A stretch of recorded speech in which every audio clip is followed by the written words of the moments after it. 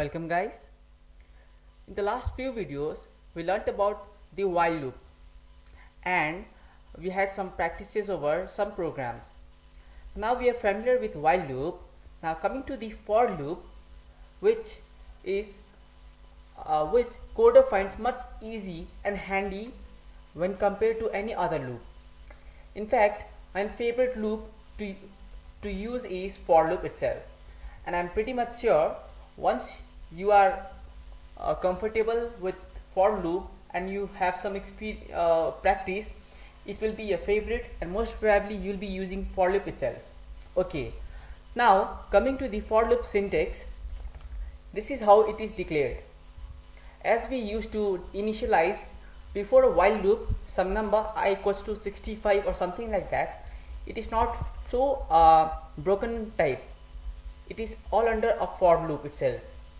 So we won't be confused with the for loop. Let us understand how. See, it starts with the keyword for, F-O-R, and this small bracket opens.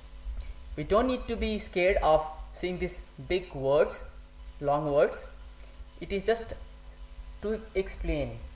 Initialize counter means here we will initialize, suppose we have declared I to be integer type, okay, and then initialize counter will take the value as I equals to the starting value.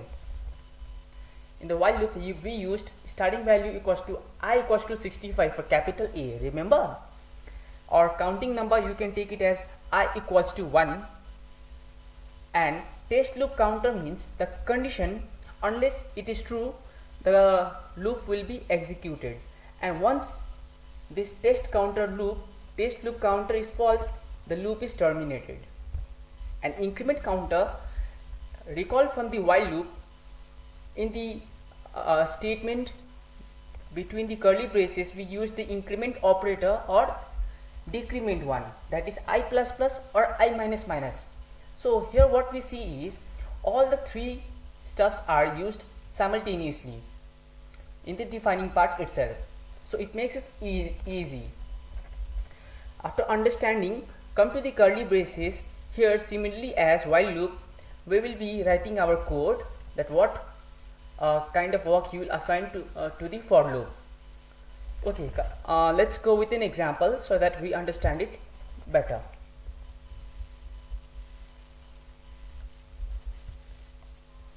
Okay, so this is Turbo C++, and now we are given a question that print counting numbers till n. So what are counting numbers? It is natural number, means starting from 1 to n. So we are not given the value of n. We'll ask the user to enter a number and we'll hold the value in n. So let's use int. N is already given us, so we'll use n. And in order to use for loop we need an extra variable, whether it be I, j, a, b, c, z or any variable. So let us take it as I. Now printf function, I will tell the user to input a number or input the value of n.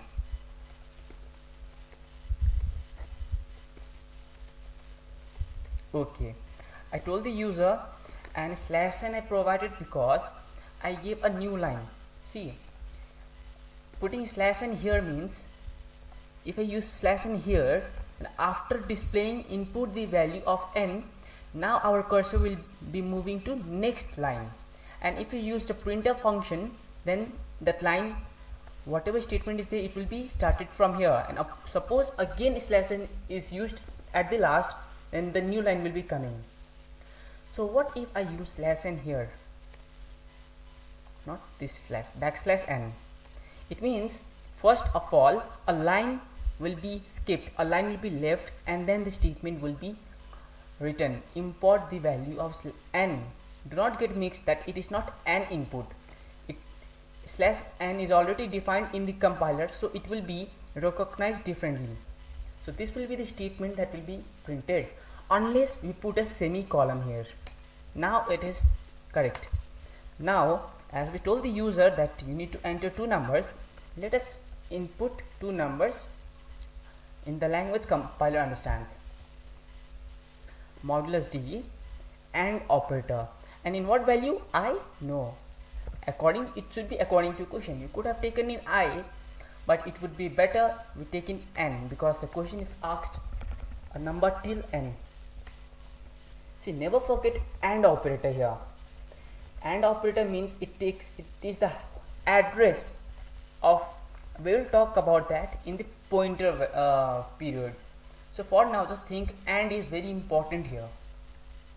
Now we took a number from the user. What we need to do is we need to print from 1 to n.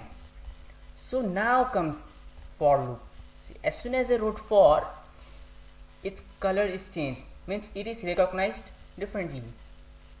Now first number, it says initialize, right? So what I will do is, natural numbers initialize from 1, and we saw from the syntax that comma was not used, the semicolon was used. Now the second line says condition. What should be the condition? Now I will run till the condition is true. Means what kind of condition we want? We need to print from 1 to n. So I should run when I is less than equal to n. It means first I is 1, 2, 3, 4. Suppose n value is 10, then unless I equals to 10, it will run 10 times, because I have put the condition as equal to. That means 10 will also be executed, and unless I put I plus plus, our value is not going to increase. Here semicolon is not required, because for loop, just remember, for any loop we are not going to use semicolon. Under the statement it will be used, but clear, we write it here. Now we need counting numbers. It means we need to print something. So let us use printf function modulus D. What if I need only a space gap and I need the number? We can do this. See guys, I have inserted /n. It means after leaving a line gap, it will print this line. After leaving a line, it will print this, and I have not given any line after this statement, so that our number will be printed. Let's see what happens. Now in place of modulus D, I will insert the value of n. What if I insert the value of n? If I insert the value of n, I'll get the value 10, because I have entered the n value is 10. So I equals to 1, I is less than equal to n, the condition will be true, then it will print again and again 10. But this is not what we want. Here we see I plus plus, that means I value is increasing by 1. I plus plus means I plus 1.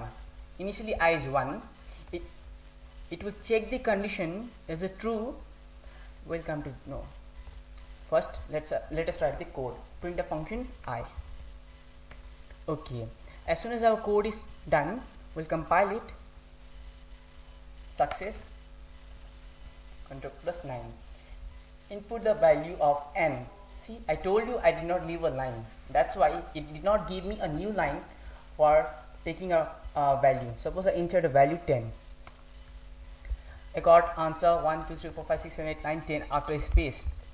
What happens is, coming to the /n. See, first of all, I left a space or line gap. /n provided me a line gap. First line is left blank. Second line will print input the value of n. Okay. Now this printf function will take modulus D I.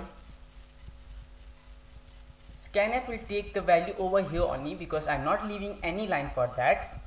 And after taking the value, we will get a new line where we will get the answer.